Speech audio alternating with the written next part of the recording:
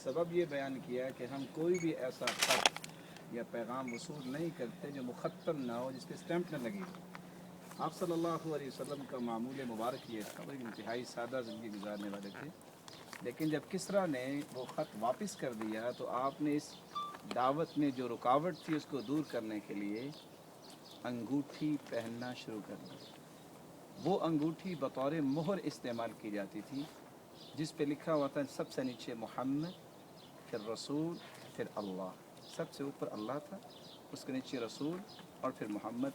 इस तरह वो अंगूठी रसूलुल्लाह सल्लल्लाहु अलैहि वसल्लम अपने बाएं हाथ में इस छुंगली के साथ वाली अंगूठी में पहनते थे, तो फिर उसको बतौर मोहर इस्तेमाल करते थे। तो यही अंगूठी जो है वो रसूलुल्लाह सल्लल्लाहु अलैहि वसल्लम के पास अबू बकर के पास आई, फिर अबू बकर सिद्दीक़ रज़ी अल्लाह तआला अन्हु की वफ़ात के बाद जो है उमर रज़ी अल्लाह तआला अन्हु के पास आई, और उमर रज़ी अल्लाह तआला अन्हु के बाद फिर उस्मान रज़ी अल्लाह तआला अन्हु के पास ये अंगूठी आई। ये वही कुआं है जिस कुएं को ख़रीदने के लिए उस्मान रज़ी अल्लाह तआला अन्हु ने एक ही मजलिस में आजकल के हिसाब के मुताबिक 2.5 करोड़ रुपया जो है वो अल्लाह की राह में वक्फ़ किया था। और फिर इसी कुएं में उस्मान रज़ी अल्लाह तआला अन्हु आए, और जब फितने पैदा हो गए तो इसकी मंडेर पे ही बैठे थे और सोच रहे थे और अपनी अंगूठी को हरकत दे रहे थे, तो अचानक से वो अंगूठी गिर गई।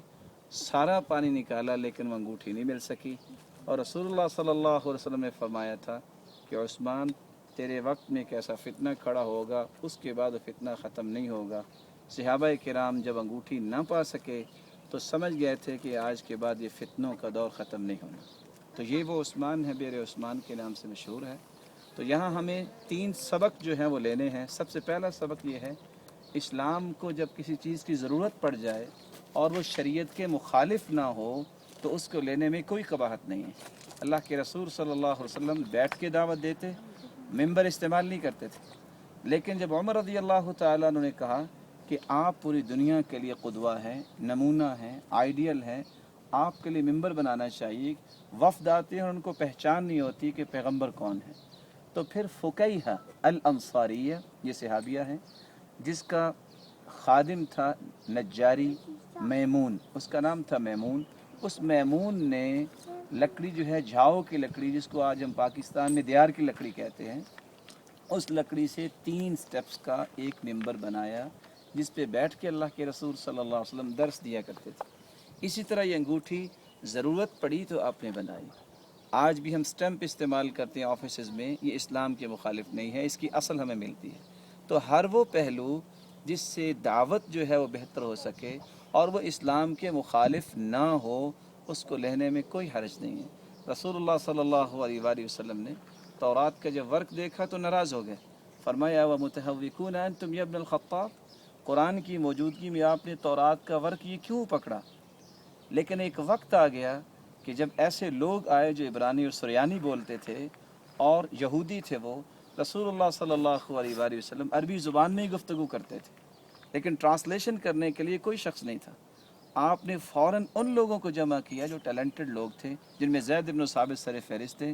फरमाया तअल्लम किताब अल-यहूद फ़इन्नी ला आमनुहुम अला किताबिना, सीखो ये ज़ुबान, मुझे कुछ पता नहीं कि मैं जो बात करता हूँ ये ट्रांसलेट क्या करते हैं, न जाने मेरा मैसेज जो कन्वे होता है वो गलती क्यों ना हो रहा हो।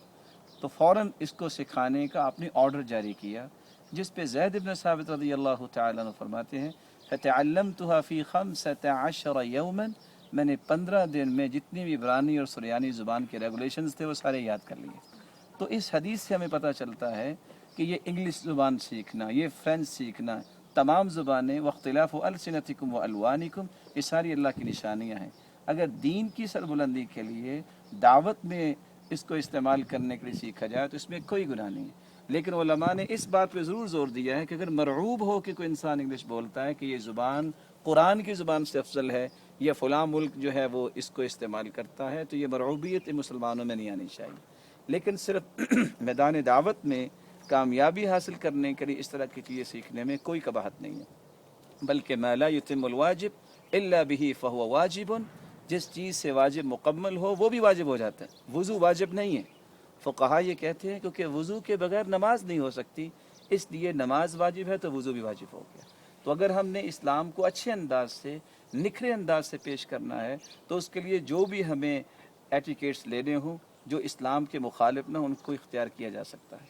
और तीसरी बात जो यहाँ हम लेना चाहते हैं कि रसूलुल्लाह सल्लल्लाहु अलैहि वसल्लम ने सारे सहाबा को नहीं कहा कि इब्रानी सीखो। वो लोग 10 साल ज़ैद इब्न साबित अल्लाह के रसूल के साथ रहे, इतनी लंबी रिफ़ाक़त, आपकी तरबियत हो चुकी थी और आपको इस्लाम की बेसिस जो है इस तरह अच्छे अंदाज से समझाई जा चुकी थी।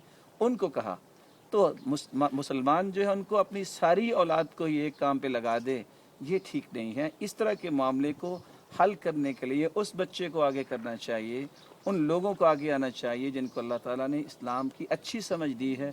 फिर वो इंग्लिश क्या हर मैदान में उनको पीएचडी करनी चाहिए ताकि मुसलमानों को हर मैदान में ही कामयाबी हासिल हो। यहाँ इससे मिलती जुलती एक बात जो है, मुसलमानों को अपने शिआरात जो हैं उन पे फ़ख्र करना चाहिए। मुसलमानों का शिआर जो है वो है अल्लाह के रसूल सल्लल्लाहु अलैहि वसल्लम का कौल और अमल। आज कितने लोग टाई पहन लेते हैं। टाई ये किस वक़्त से ईजाद हुई? कुछ लोग कहते हैं ये भी तो एक ज़रूरत है, लेकिन जिस चीज़ में तक़द्दुस आ जाए किसी चीज़ का वो पहनना जायज़ नहीं है। ये तक़द्दुस है ईसाइयों के नज़दीक सलीब का निशान। सही बुखारी की रिवायत है, कान इज़ा रअा फ़ी बैती तसालीब क़तअ, जब भी आप अपने घर में किसी सलीब का निशान देखते फ़ौरन उसको काट देते। हालांकि ये जानदार नहीं है लेकिन इसमें तक़द्दुस है। तो किसी भी पीर साहब की खूंटी है, जूती है, पगड़ी है, टोपी है, कोई भी ऐसी चीज़ जिसमें तक़द्दुस पाया जाए उसको फ़ौरन काट देना।